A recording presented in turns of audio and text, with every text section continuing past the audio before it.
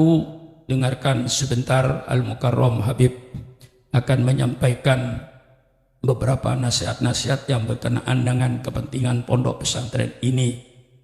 Saya dengan segala kerendahan hati mohon maaf kepada Habib, saya tidak bisa mengikuti karena ada hall di hallnya almarhum Kiai Haji Hasyim Adnan yang persis pada Jumat ini dilaksanakan. Maka saya dengan segala kerendahan hati mohon maaf kepada Habib, saya tidak bisa untuk menunggu. Persilakan Habib, berikanlah nasihat-nasihat kepada anak-anakku, mudah-mudahan memberikan manfaat kepada kita bersama. Sekali lagi saya ucapkan terima kasih. Wassalamualaikum warahmatullahi wabarakatuh.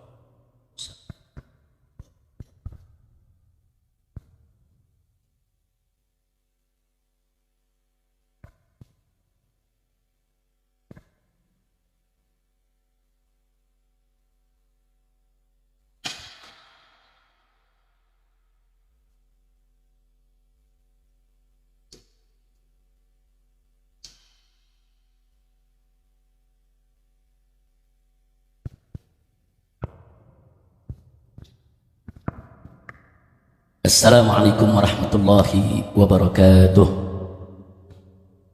Bismillah walhamdulillah wassalatu wassalamu ala rasulillah ala alihi wa sahbihi wa mawalah. Siyadatul habaib asyurafa wa sa'adatul ulama'il fudala wa jami'it talabah al-hibba'il a'izza rahimakumullah. في هذه المناسبة السعيدة وفي هذا المكان المبارك لا أنسى أن أوصيكم جميعا ونفسي بتقوى الله وبطاعة رسول الله صلى الله عليه وسلم. فأسأل الله سبحانه وتعالى أن يهدينا إلى صراطه المستقيم ويجعلنا من المتقين. آمين يا رب العالمين. Kepada yang sama kita muliakan guru kita semua, orang tua kita bersama, Syekhul Walid Al-Mahbub Kiai Haji Syukran Ma'mun hafizahullah ta'ala wa ra'ah. Saya katakan beliau orang tua kita semua dan guru kita semua. Perlu saya sampaikan di awal ini, dulu di tahun 75 sampai 80-an menjelang 90, dari mulai saya SD, di mana Kiai Haji Syukran Ma'mun itu berceramah di atas mimbar, baik beliau sendiri maupun bersama Al-Habib Syekh bin Ali Al-Jufri, begitu juga bersama Kiai Haji Hasyim Adnan yang hari ini akan dihaulkan. Saya tidak pernah absen kalau ceramah itu diadakan di seputar kecamatan Tanah Abang, Kiai, karena saya dilahirkan di Petamburan, di Tanah Abang. Jadi mulai Tanah Abang, Palmerah, Kemanggisan, saudara sekitar sana, setiap ada acara pengajian yang diisi oleh guru kita tercinta Kiai Haji Syukran Ma'mun, kami tidak pernah absen dari mulai saya SD, SMP sampai SMA. Jadi beliau adalah guru saya, guru Anda, guru kita semua. Semoga Allah Subhanahu wa taala selalu memberkahinya, panjang umur dalam taat dan ibadah, panjang umur dalam sehat walafiat. Amin ya rabbal alamin. Dan hanya satu yang ingin saya garis bawahi, dari semenjak saya SD saya mendengar ceramah guru kita sampai hari ini enggak beda ya.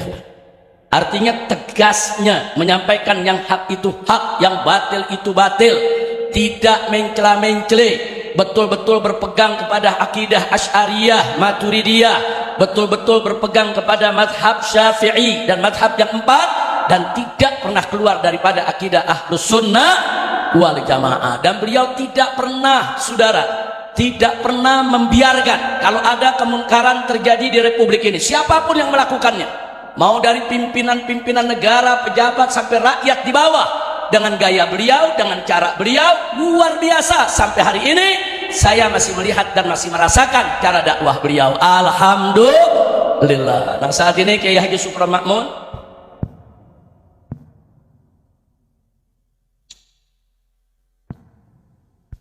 saat ini beliau akan menghadiri, tadi sudah saya bilang ada 3 serangkai, Kiai Haji Syukran Ma'mun, Habib Syekh bin Ali Al-Jufri, dan Kiai Haji Hasyim Adnan. Nah saat ini beliau akan menghadiri haul Kiai Haji Hasyim Adnan. Doakan agar beliau selamat di perjalanan dan senantiasa dipanjangkan umur oleh Allah Subhanahu wa taala dalam setiap langkah perjuangannya. Allah berkahi, amin ya rabbal alamin. Kita lepas dulu kepergian guru kita sama-sama. Salatullah salamullah ala taha rasulillah.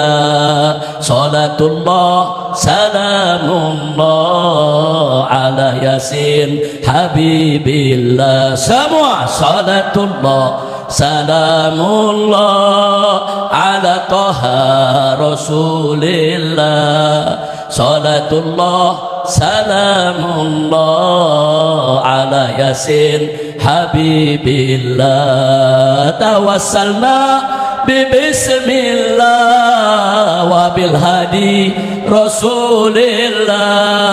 Tawassalna bismillah wa bil hadi rasulillah wa kulli mujahidin lillah bi ahlil badri ya Allah. Salatullah salamullah ala taha rasulillah. Salatullah salamullah ala yasin habibillah. Sallu ala nabi Allahumma salli wa sallim alaihi. Baik ya ikhwan, untuk menyingkat waktu langsung saja saya ingin menyampaikan apa yang perlu disampaikan sesuai amanat beliau, amanat saya punya guru Al-Muhtaram Al-Mukarram Kiai Haji Syukran Ma'mun hafidhahullah ta'ala wa ra'ah. Biasanya kalau saya silaturahim Jumat, saya tidak pernah khutbah, saya juga tidak pernah menyampaikan sambutan. Nah, jadi di mana-mana saya nggak kasih sambutan. Baru sekarang nih hari kita kasih sambutan ya ikhwan. Ya, alhamdulillah, karena ini merupakan imtithalan li amril ustad. Ya, Syukran Ma'mun itu bukan hanya guru Anda tapi juga guru saya, bukan hanya syekh bagi Anda tapi juga syekh bagi saya. Maka itu mematuhi perintahnya, mengikuti arahannya barusan, itu merupakan kewajiban saya sebagai salah satu dari sekian banyak murid beliau. Mudah-mudahan dengan imtithalan di amril ustad ini Allah akan memberkahi kita semua, amin ya rabbal alamin. Beruntunglah semua para santri, baik putra maupun putri, yang mengikuti pendidikan di pondok pesantren Darur Rahmah. Pendidikan di pondok pesantren, saudara, sistem pendidikan pondok pesantren dari sejak dulu sampai hari ini belum ada yang bisa mengalahkan dari seluruh sistem pendidikan yang ada di dunia ya. Kenapa kita sampaikan sedemikian rupa? Karena kebanyakan sistem pendidikan yang ada di seluruh dunia dimanapun kita berada itu hanya mengedepankan taklim, pengajaran. Berbeda dengan pondok pesantren. Nah, pondok pesantren sejak ratusan tahun yang lalu bukan hanya mengedepankan taklim, tapi juga mengedepankan tarbiyah. Apa beda taklim dengan tarbiyah? Taklim pengajaran, hanya sekedar mengajar ya, dan itu dilakukan oleh sistem pendidikan di seluruh dunia, di mana saja, baik pendidikan agama maupun pendidikan umum, semua berpegang kepada sistem taklim, sistem pengajaran. Sedangkan pondok pesantren sejak awal berada di tengah-tengah umat Islam, di samping ada sistem taklim, sistem pengajaran, juga sangat memperhatikan sistem tarbiyah, yaitu sistem pendidikan. Jadi beda antara pengajaran dengan pendidikan. Kita berikan contoh yang simpel. Kalau dalam satu sekolah, murid diajarkan bagaimana cara sholat, diajarkan rukunnya, diajarkan sunnahnya, diajarkan tata caranya, itu namanya taklim, pengajaran, saudara. Adapun pulang dari sekolah, si anak tadi mau sholat, nggak sholat, guru udah nggak terlibat lagi ya. Itu namanya taklim. Diajarkan di sekolah, dia pulang. Wallahu a'lam sampai di rumah apa dia amalkan, apa dia tidak amalkan. Kenapa? Karena tugas si guru hanya taklim, pengajaran aja. Tapi berbeda dengan pondok pesantren.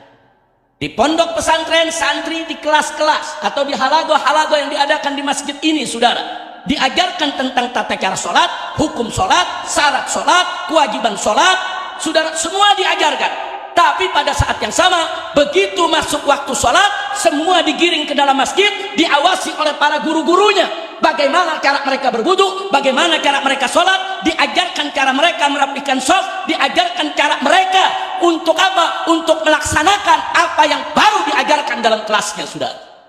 Itu namanya tarbiyah, saudara. 5 waktu, bukan hanya 5 waktu di pondok pesantren, 24 jam. Para ustadz ditugaskan oleh kiainya, saudara, untuk memperhatikan setiap perilaku, setiap gerak-gerik yang dilakukan oleh para santri, saudara.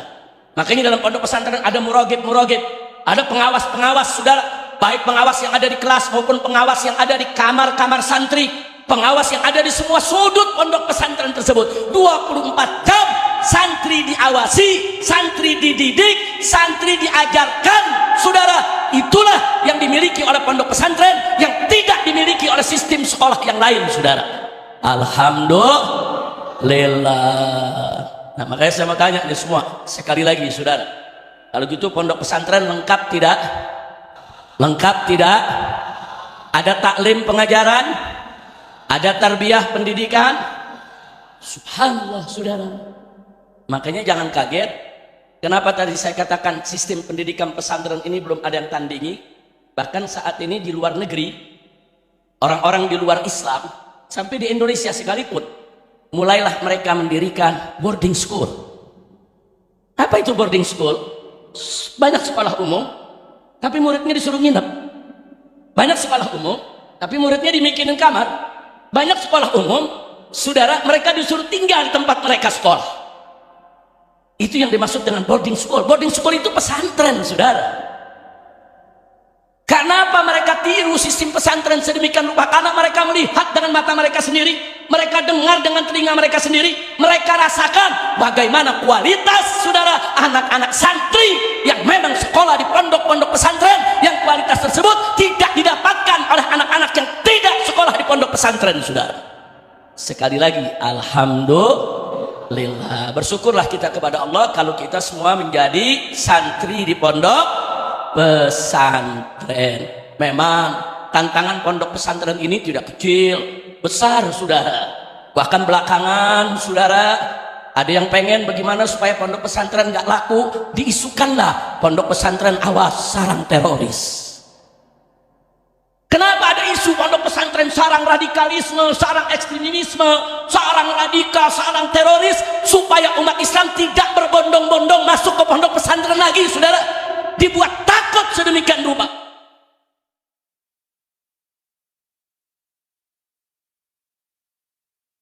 Saudara, mereka boleh berbuat makar, mereka boleh berbuat seenaknya memfitnah pondok pesantren, tapi saudara, Allah akan membalas makar mereka. Dan alhamdulillah sampai hari ini Allah tetap menjaga citra pondok pesantren di seluruh kita punya negeri, walaupun dihantam aneka ragam fitnah dan tuduhan.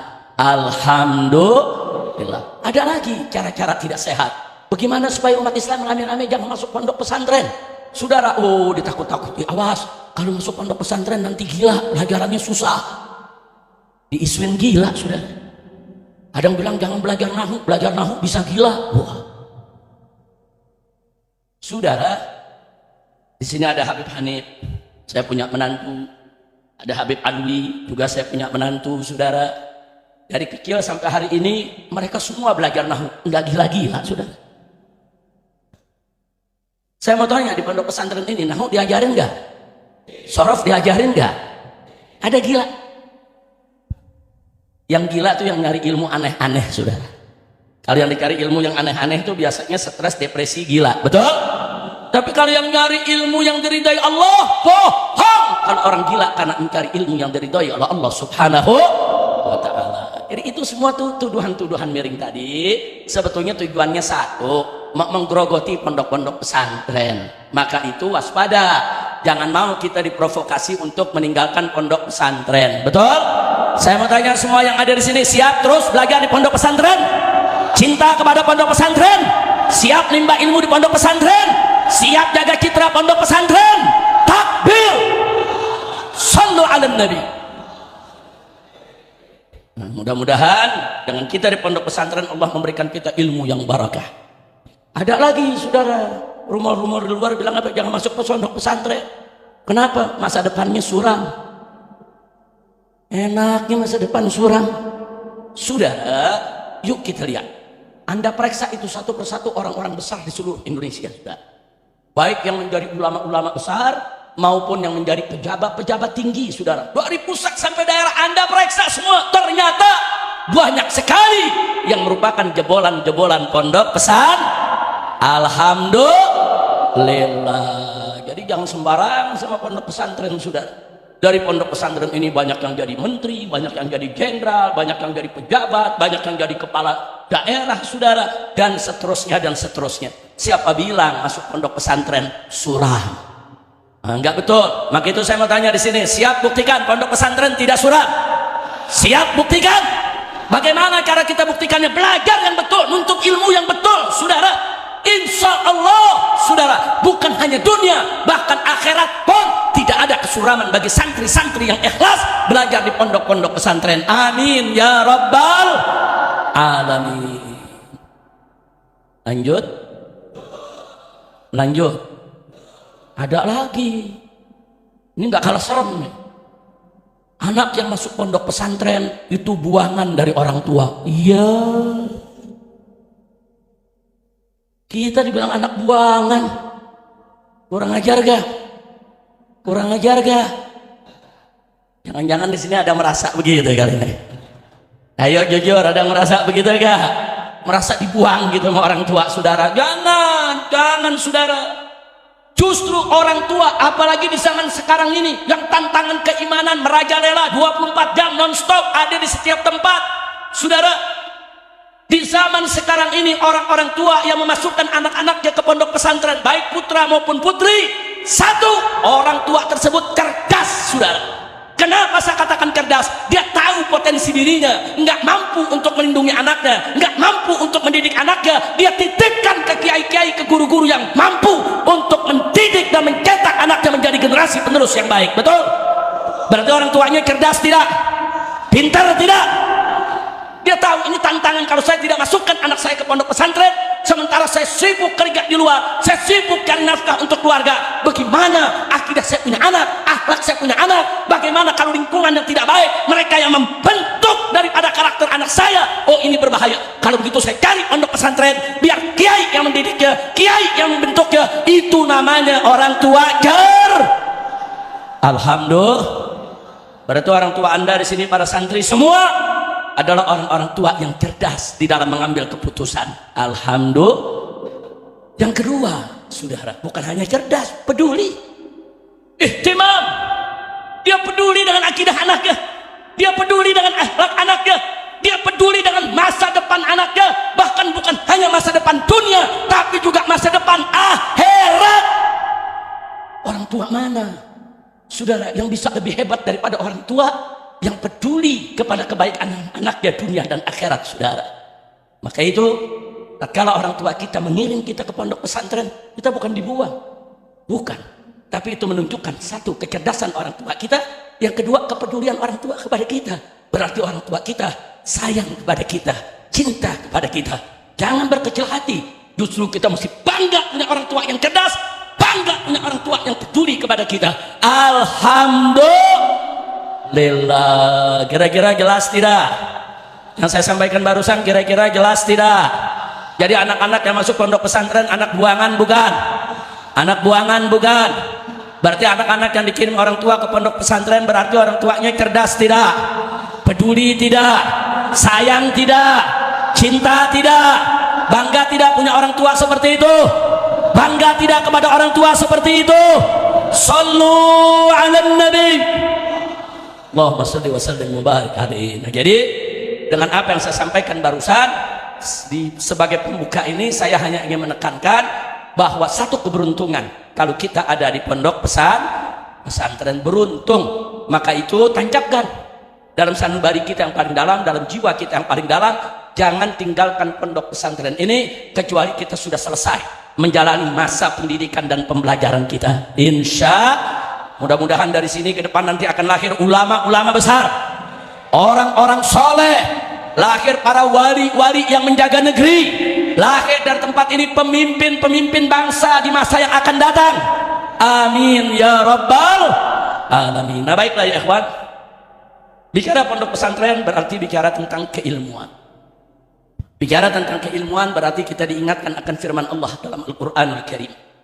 Wallahu subhanahu wa ta'ala qala yarfa'illahu alladhina amanu minkum walladhina utul ilma darajat. Subhanallah, indah ayat ini ya ikhwan. Ada janji dan jaminan dari Allah. Yarfa'illahu alladhina amanu minkum walladhina utul ilma darajat.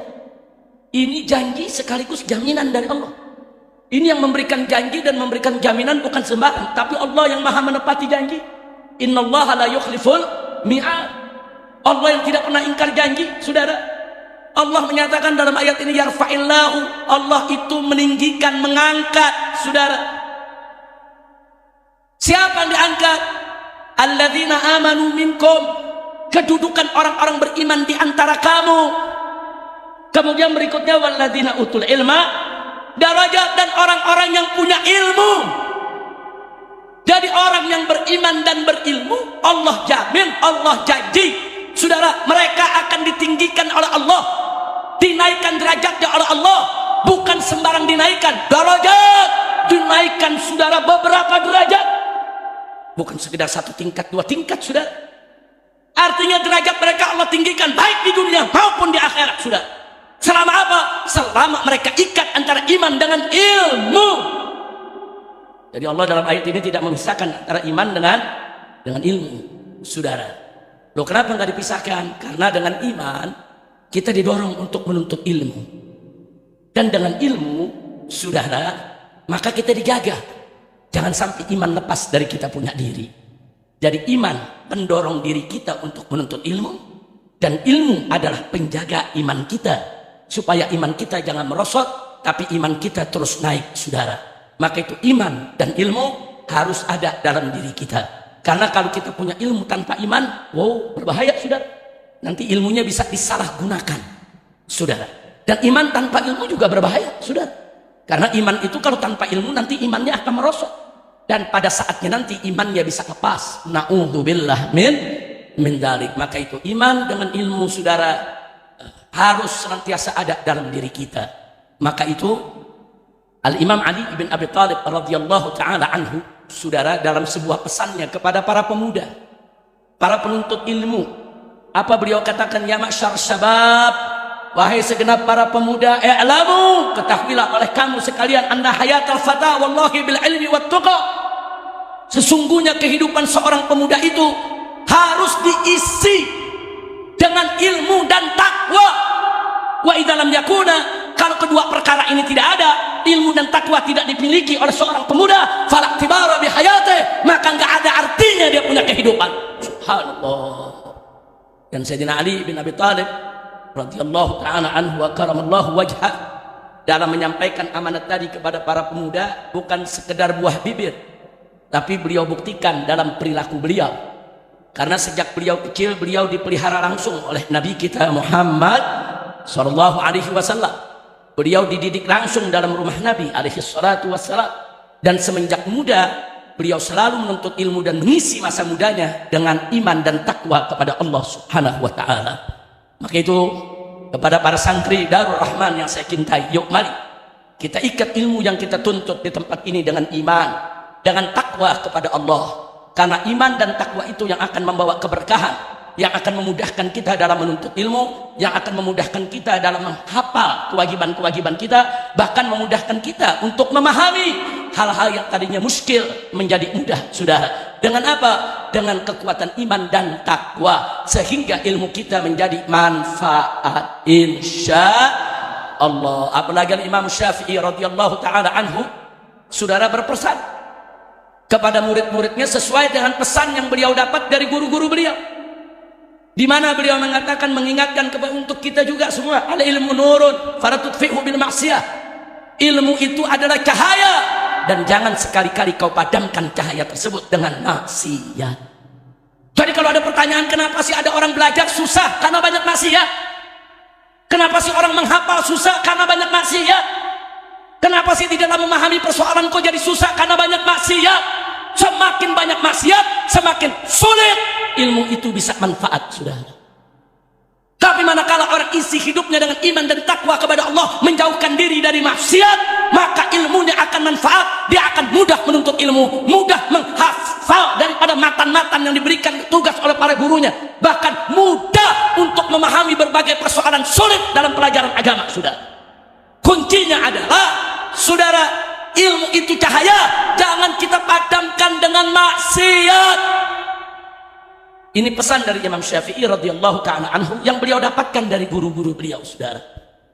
Nah, karena itu sebelum saya akhiri, sebelum saya tutup, saudara, yuk kita buat satu perbandingan situasi kondisi zaman para ulama salaf dan di zaman kita sekarang ini.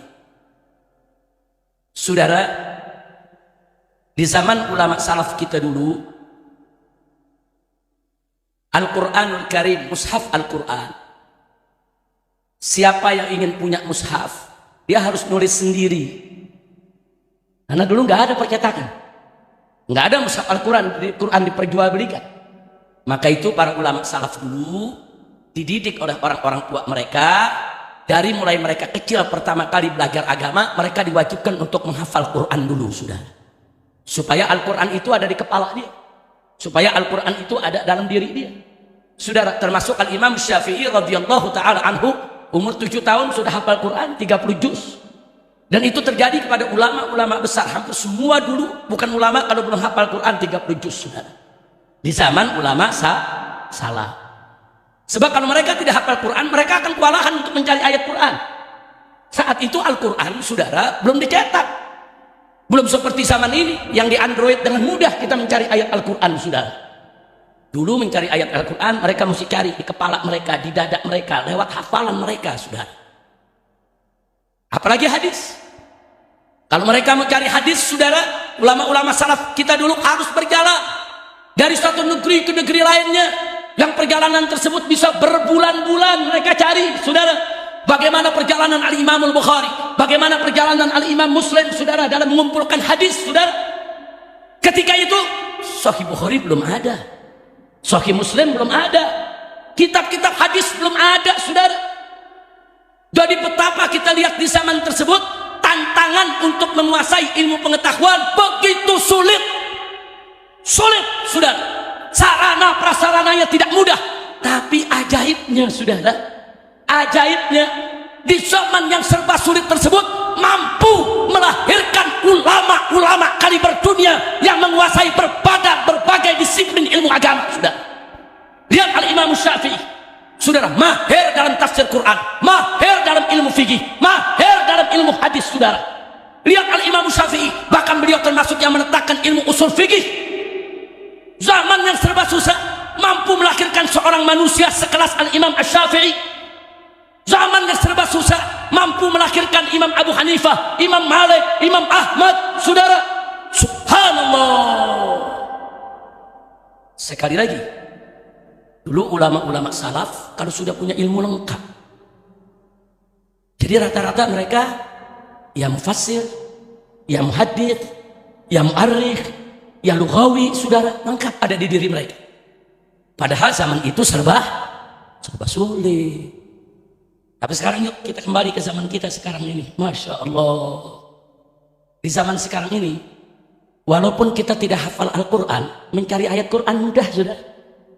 Hanya modal HP, Android, ada aplikasi Quran, mau cari ayat apa saja, tinggal ditulis ujung ayat, pertengahan ayat, satu kata, keluar itu ayat, saudara. Oh, ayat itu ada di surat Anu, surat nomor kesekian, ayat kesekian, langsung keluar. Bukan hanya ayat Quran, saudara. Hadis-hadis, saudara, udah ada di Android sekarang. Tinggal kita tulis satu hadis, katakan innamal a'malu binniyat. Ini hadis ada di mana? Langsung keluar. Ini hadis ada di kitab Anu halaman sekian, kitab Anu halaman sekian, kitab Anu nomor hadis sekian. Keluar semua informasinya, saudara. Subhanallah. Ini zaman ini serba mudah. Enggak sesulit zaman para imam dulu, saudara. Enggak sampai di situ. Bahkan saat ini saudara ada Maktabah Syamilah yang memuat yaitu 10.000 kitab lebih. Kitab fikihnya, kitab hadisnya, kitab tafsirnya, kitab tarikhnya. Kita hanya tulis sedikit ibarat saudara. Satu kalimat bahkan satu kata sekalipun langsung ditunjukkan ada di mana saja kata-kata tersebut tercantum dalam kitab-kitab tadi saudara. Artinya zaman kita sekarang kita serba mudah. Alhamdulillah. Mestinya kalau pakai logika di zaman yang serba mudah ini mestinya mampu melahirkan bukan lagi satu Imam Syafi'i, mestinya mampu melahirkan 1000 Syafi'i saudara. Mestinya, karena sekarang serba mudah. Tapi faktanya ternyata di zaman yang serba canggih, yang serba hebat, serba mudah belajar, tidak mampu untuk melahirkan, jangankan seorang Syafi'i, setengah Syafi'i tidak ada. Halo, kenapa? Karena perlu kita jawab pertanyaan, kenapa? Ada apa? Bahkan di zaman sekarang ini kalau ada ahli tafsir, tafsir aja keahlian. Bicara hadis nggak bisa. Ada ahli hadis, hadis saja. Bicara fikih nggak paham dia. Tapi zaman dulu ulama-ulama lengkap, komprehensif ilmunya sudah hampir semua bidang. Kita lihat lagi Imam Suyuti, saudara. Imam Suyuti mengatakan apa? Dia bersyukur kepada Allah. Aku bersyukur kepada Allah. Aneka ragam ilmu aku diberikan oleh Allah. Ilmu apa yang beliau nggak punya? Anda boleh lihat kitab-kitab Imam Suyuti radhiyallahu taala anhu. Hampir di semua bidang ilmu pengetahuan agama ada, saudara. Di usul fikih ada, saudara. Kemudian di fikih ada, di tafsir ada, di tarikh ada, di hadis ada, saudara. Kitab apa nggak dimiliki oleh Imam Suyuti? Sampai-sampai beliau mengatakan kalau aku ingin menjadi seorang mujtahid mutlak untuk bangun mazhab sendiri aku bisa. Orang ilmunya udah lengkap kok ada. Tapi beliau lebih suka mengikuti mazhab Imam Syafi'i. Kenapa? Agar beliau tidak memulai mazhab dari nol lagi, saudara. Jadi apa yang sudah diijtihadkan oleh Al-Imam Syafi'i dan imam-imam sebelumnya itu beliau jaga. Apa-apa yang belum digali, beliau gali, saudara. Jadi beliau tidak membuang waktu untuk menciptakan mazhab baru, saudara. Subhanallah. Saudara, kembali ke pertanyaan tadi. Kenapa di zaman yang serba susah melahirkan Imam Syafi'i, Imam Suyuti, Imam Nawawi, Imam Ibn Hajar Haythami, Ibn Hajar Asqalani, melahirkan imam-imam yang luar biasa, saudara. Kenapa di zaman kita nggak melahirkan imam-imam sekelas itu, saudara? Jawabnya itu tadi. Manakala maksiat merajalela di sekitar kita, saudara, keberkahan akan berkurang. Makin banyak maksiat, makin sedikit keberkahannya. Sebaliknya, makin sedikit maksiat, semakin besar berkahnya, saudara.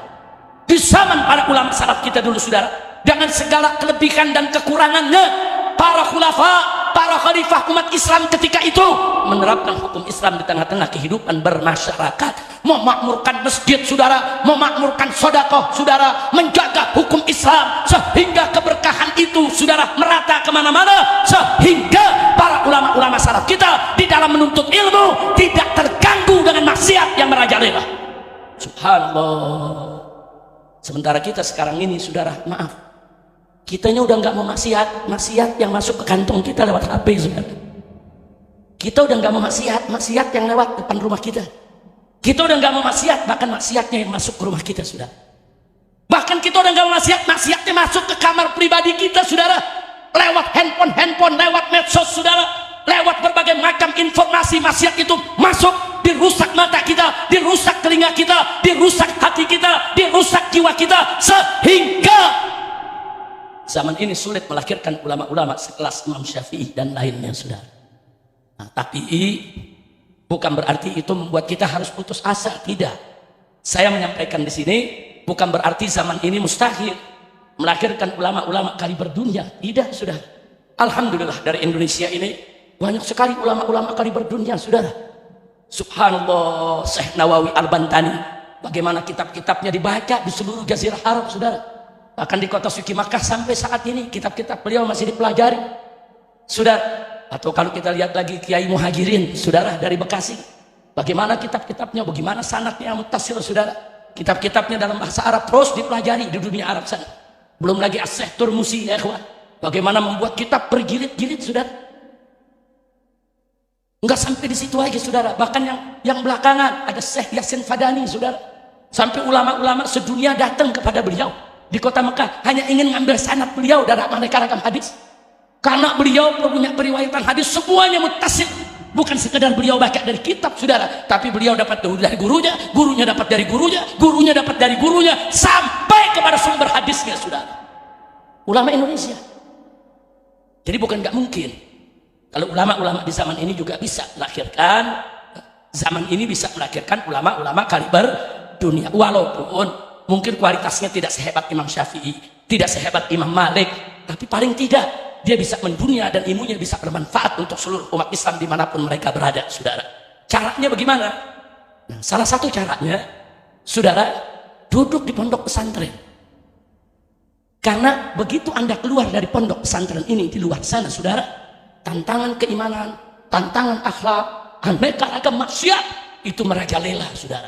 Tapi begitu Anda masuk ke pondok pesantren, berarti Anda masuk ke Hisnul Manik. Anda masuk ke satu benteng yang kokoh, dijaga oleh kiai kita, dijaga oleh guru-guru kita, dijaga oleh aneka ragam zikir dan wirid, dijaga oleh aneka ragam hizib, dijaga, saudara, supaya Anda tidak mudah dikotori oleh maksiat, tidak mudah dinodai dengan maksiat, supaya jiwa Anda bersih, lebih siap untuk menuntut ilmu agama. Insya Allah. Makanya nggak salah kalau pondok pesantren melarang santrinya membawa handphone, kalau pondok pesantren melarang santrinya menonton televisi, jangan bilang itu pondok pesantren kuno. Bukan, itu memang cara pondok pesantren bagaimana melindungi Anda, menjaga Anda, membentengi Anda, supaya Anda bisa belajar dengan leluasa tanpa halangan, supaya cahaya ilmu yang Anda sedang timba, saudara, terus menerangi jiwa kita, akal pikiran kita, diri kita, sehingga kita bisa mendapatkan ilmu yang manfaat. Kira-kira jelas tidak? Jelas tidak? Saya mau tanya jujur, pondok pesantren peraturannya ketat tidak? Jujur, ketat tidak? Ketat tidak? Jangan panik, jangan kalau ketat tahu-tahu pengen pulang. Nggak enak, nggak bisa nonton TV, pulang aja. Nanti orang tuanya datang, nggak enak di sini mah. Makanannya tempe terus. Di pesantren ngadepin Kentucky melulu, mana ada cerita lagi, saudara. Jangan. Di pesantren ini adalah masa perjuangan kita. Banting tulang, kuras keringat, saudara, lawan segala kejenuhan. Nanti begitu Anda sudah lulus, baru Anda tahu, alhamdulillah, ternyata dulu saya masuk pondok pesantren, selamat akidah saya, selamat akhlak saya, selamat jiwa saya. Sekarang belum berasa. Begitu Anda sudah lulus, baru Anda akan merasakan betapa nikmatnya di pondok pesantren. Alhamdulillah. Nah, maka itu saya mau tanya sebelum saya akhiri semua di sini, untuk mendapatkan ilmu yang manfaat, siap tahan banting, siap tahan banting, siap belajar yang betul di pesantren ini, betul, takbir. Nah, jadi kalau udah ceramah begini, jangan besok kadang minta pulang ya. Ada gak yang minta pulang? Jujur, ada gak yang minta pulang? Mana orangnya? Ayo jujur, ada gak yang gak betah? Ada gak yang gak betah? Memang, saudara, saat kita ke pesantren ada hal-hal yang mungkin kita kurang enak, hal-hal yang mungkin kita kurang, ya kenapa? Karena hawa nafsu itu menginginkan serba senang, serba enak, saudara. Sedangkan menuntut ilmu, kita harus merasakan pahitnya, saudara. Nah, jadi jangan lupa, berakit-rakit ke hulu, berenang-renang ke tepian, bersakit-sakit dahulu, bersenang-senang kemudian. Insya. Jadi kalau Anda mau senang di depan, senang dunia, senang akhirat, bersakit-sakit dulu di pondok pesantren, bersusah payah dulu di pondok pesantren, berjuang, banting tulang, kuras keringat, belajar yang betul. Tugas Anda di sini hanya belajar dan belajar serta ibadah kepada Allah, saudara. Anda tidak ditugaskan untuk mencari uang, orang tua yang mencari uang, orang tua yang mencari nafkah, orang tua yang banting tulang, orang tua yang kuras keringat, orang tua yang bayar ke pondok pesantren dengan harapan anaknya akan menjadi orang yang manfaat, anaknya akan menjadi orang pintar, anaknya akan menjadi orang soleh. Maka itu yuk jadi anak yang soleh, jangan kecewakan harapan orang tua kita. Setuju? Setuju? Siap bahagiakan orang tua, siap penuhi harapan orang tua.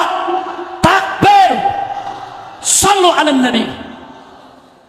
Nah, itu yang saya mau sampaikan, saudara. Jadi hari ini saya hanya ingin memberikan motivasi, jangan tinggalkan pondok pesantren.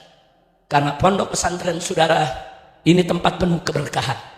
Ini tempat di mana iman kita dibentengi, akhlak kita dibentuk, saudara. Dan masa depan kita juga akan datang dari pondok pesantren ini, saudara.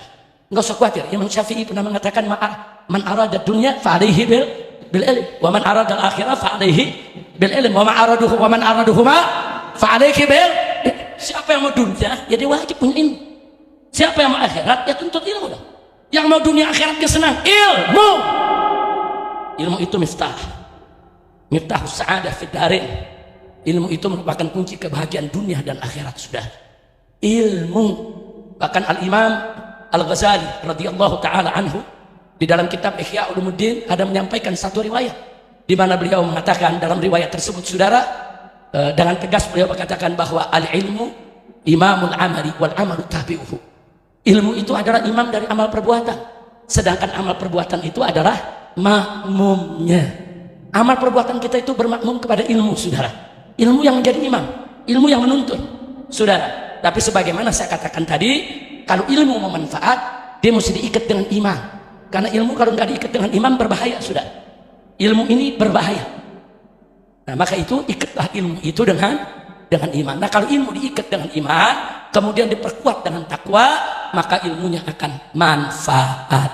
Amin ya rabbal alamin. Nah, sebagai penutup, akhirnya saya ingatkan kepada semua santri yang ada di sini. Subhanul yawm rijalul ghad. Pemuda hari ini adalah pemimpin di hari esok. Hari ini orang-orang tua Anda yang memimpin negeri ini, yang menjalankan negeri ini, yang melaksanakan dakwah di negeri ini. Tapi besok Anda orang-orang muda yang akan tampil, yang akan menjadi ulama, yang akan menjadi umaro, yang akan menjadi kiai, yang akan menjadi pejabat, yang akan mengisi dakwah, yang akan mengatur negara ini, sudah. Kita tidak mau generasi-generasi penerus yang kelak akan mengelola negeri ini orang-orang yang lemah imannya, lemah akhlaknya, lemah ilmunya. Enggak, yang kita inginkan adalah orang-orang yang kuat ilmunya, kuat imannya, kuat akhlaknya, sehingga negara ini menjadi baldatun thayyibatun wa rabbun ghafur. Siap memimpin umat ke depan, siap memimpin umat ke depan. Takbir. Nah, begitu pupuk diri Anda dari pondok pesantren ini, pupuk. Anda nggak ada kewajiban saat ini cari nafkah, cari duit, enggak. Kewajiban Anda bahagiakan orang tua, belajar yang benar. Hormati guru-guru kita, cintai guru-guru kita, cintai kiai kita, saudara. Enggak ada manfaatnya, enggak berkah. Kalau Anda belajar tapi enggak hormat sama guru, Anda belajar tapi enggak cinta sama kiai, enggak bakal berkah kita punya ilmu, saudara.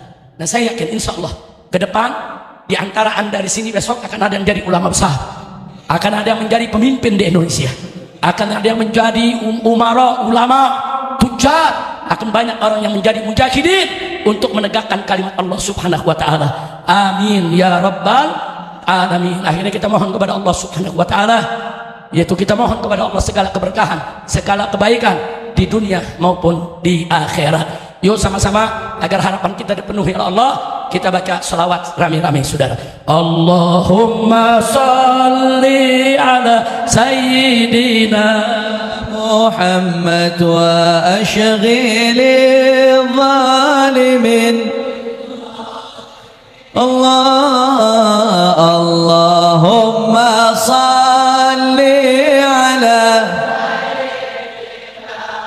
Muhammad wa ashghilil zalimin bizzalimin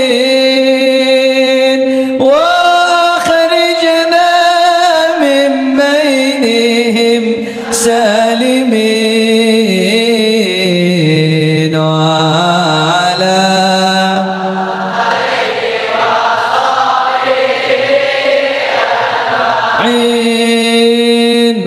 Allahumma salli ala sayyidina Muhammad wa ashghilil zalimin bizzalimin. Allahumma salli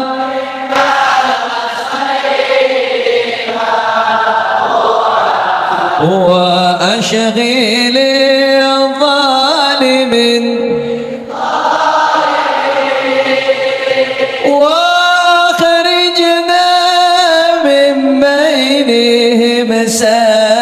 سالمين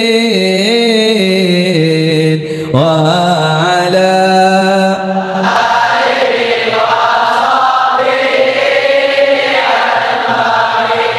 صلى الله ربنا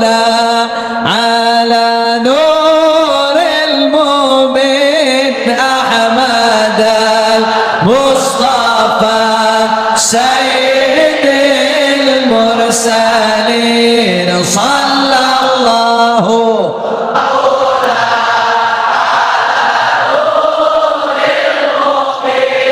أحمد المصطفى سيد المرسلين وعلى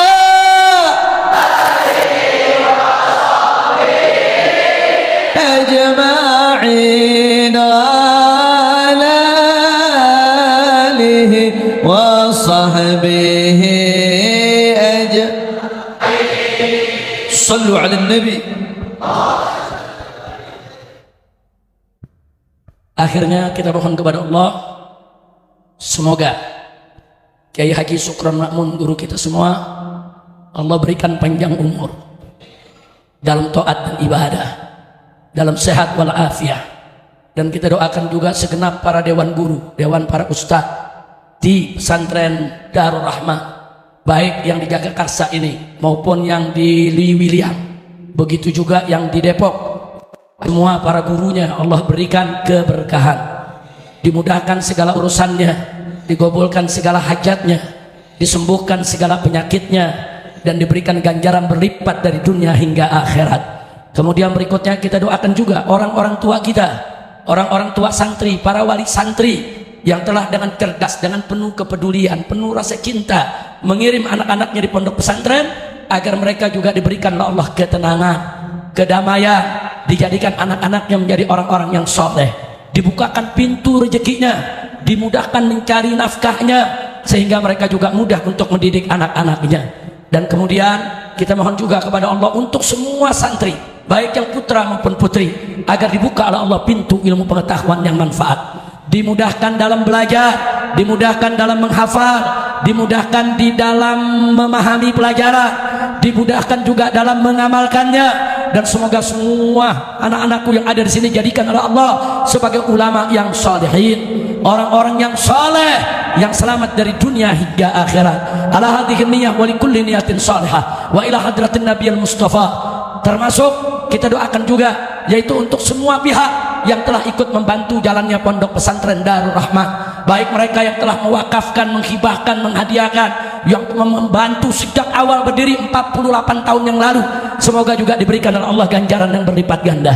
Wa ila hadratin Nabi sallallahu alaihi wasallam bisiril Fatihah.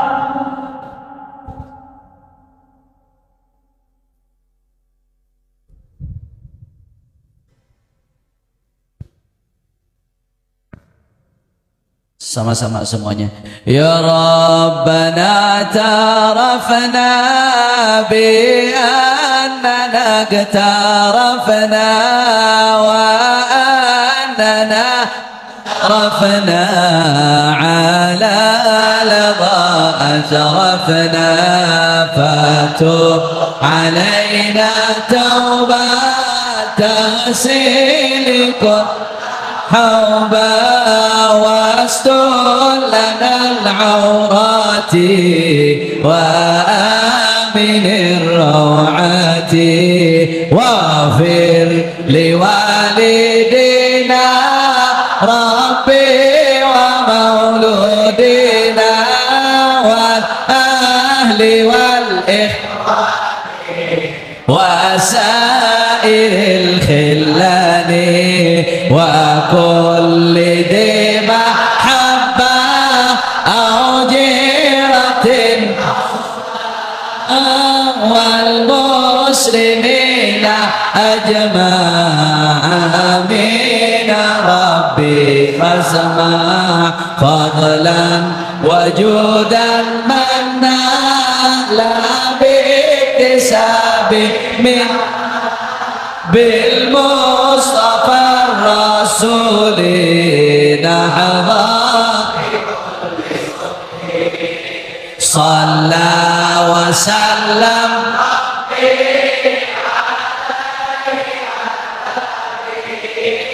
وآله وصحبه عداد طش صحبه والحمد لله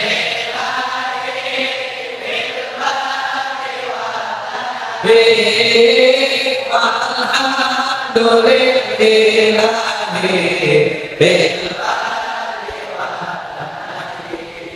Sekian yang bisa kita sampaikan, mudah-mudahan manfaat untuk kita semua.